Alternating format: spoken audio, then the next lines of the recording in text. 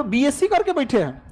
वो तो पिताजी की स्ट्रेटजी ऐसी थी ना कि हम लोग जब क्लास 8 पास किए तो कहें कि अब तुमको गांव छोड़ देना है, अब तुम सैनिक स्कूल की तैयारी करो।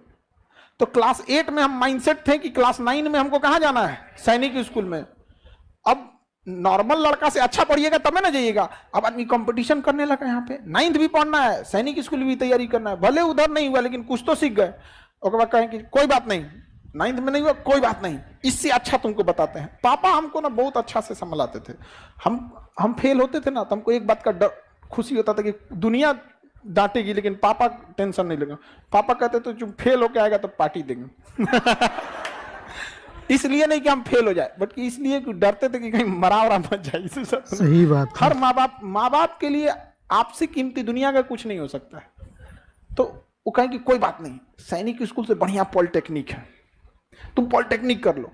तो मैट्रिक में जब पढ़ते थे, मैट्रिक और साथ साथ पॉलिटेक्निक की भी तैयारी का, पॉलिटेक्निक निकालना है। वो 10,000 रैंक आया, कहें कि कोई बात, हाँ 8-10 हजार के आसपास आया। तो बड़े इतना याद रहता है बुढ़ौती में हम लोग कौन सी का रैंक आया था।